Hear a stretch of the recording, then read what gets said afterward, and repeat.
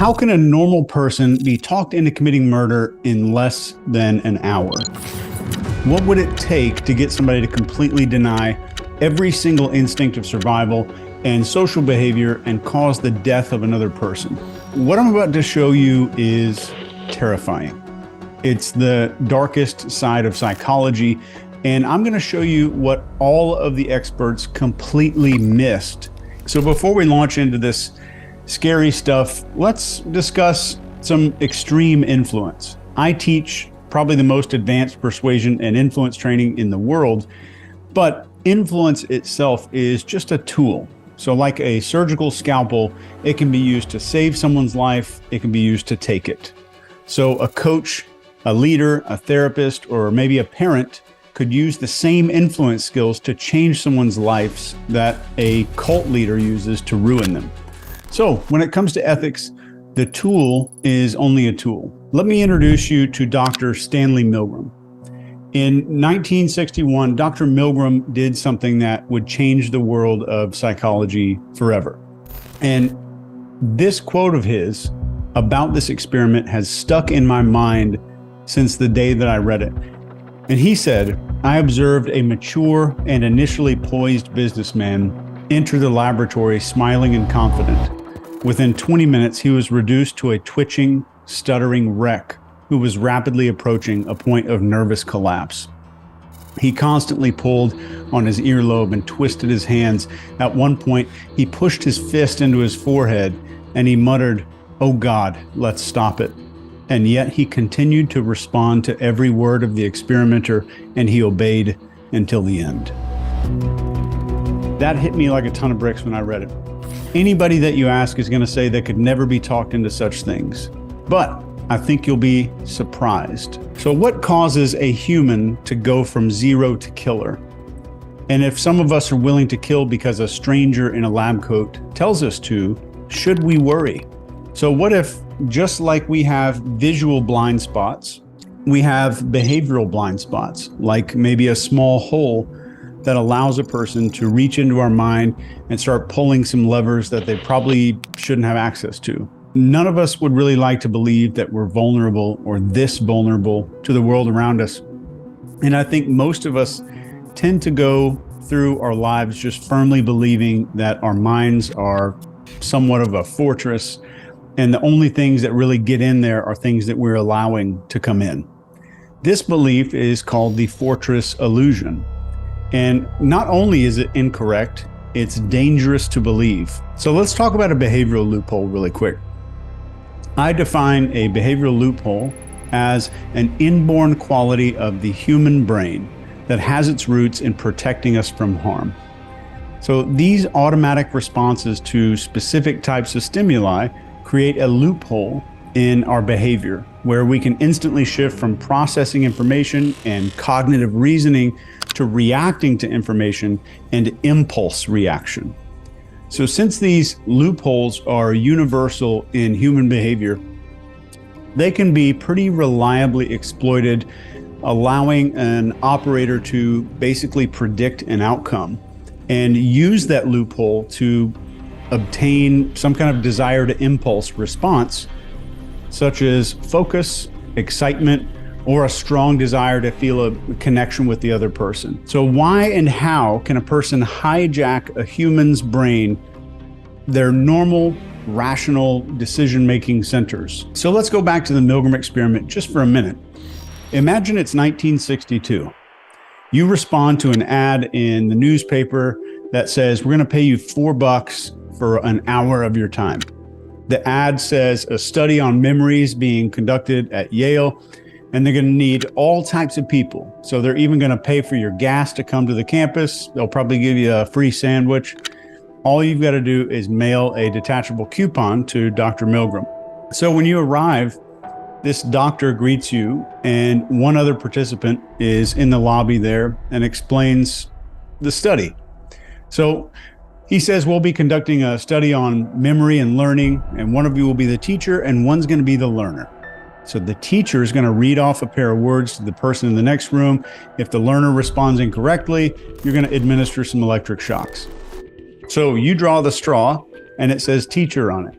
The man in the lab coat shows you where the learner is going to be seated in the next room. And as he does, he lets you see the electrodes get placed onto this person's arm. He lets you feel the electricity even that the learner is going to feel in the next room. So he sat in the learner's chair. You walk out of that room. Right beside it, there's another room. And this guy in the lab coat closes the door. And now you're shown to this little teacher's station. At this desk right here, you're going to be seated, and there's a large electrical box there with different shock levers on it, ranging from 15 volts to 450 volts. And right after the 450 volt mark, there's some letters that say XXX, and then it says danger severe shock on there. So next to the machine, there is a clipboard with groups of words on them. You got to read them out to this person in the other room. And as you take a seat, every time they get it wrong, you have to shock them. So Dr. Milgram was average height. From all accounts, he was a serious dude. He grew up in the Bronx.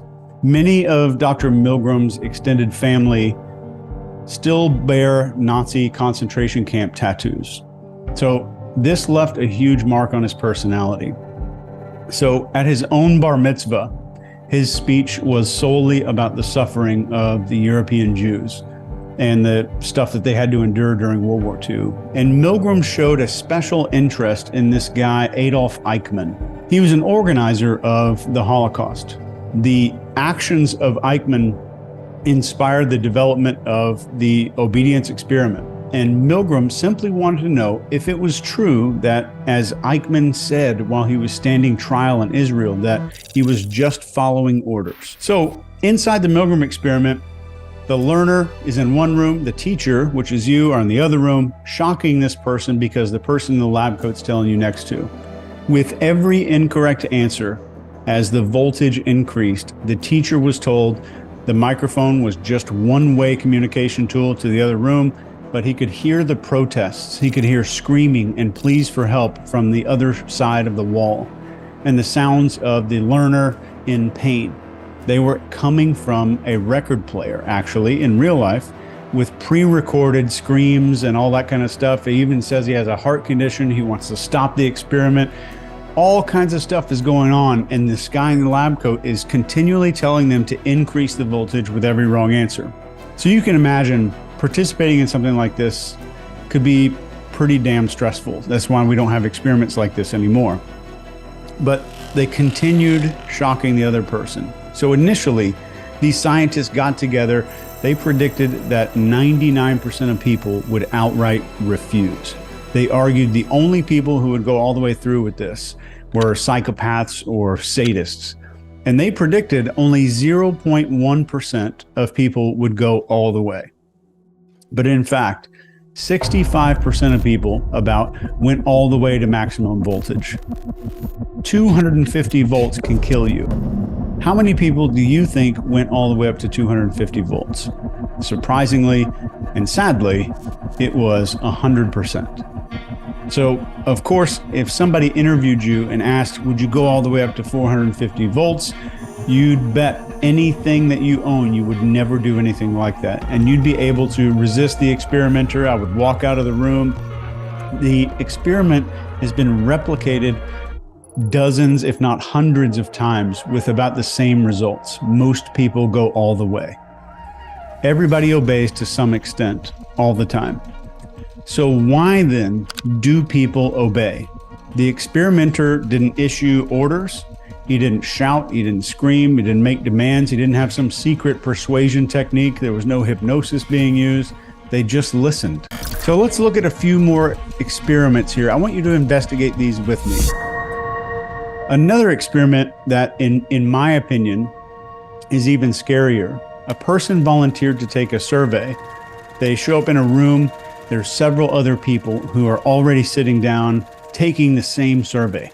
And they're not knowing these people, these other people in the room are all actors. Smoke starts billowing from a nearby door. They see the smoke and they look around at the other volunteers, which are the actors in this one, and they seem not to care at all.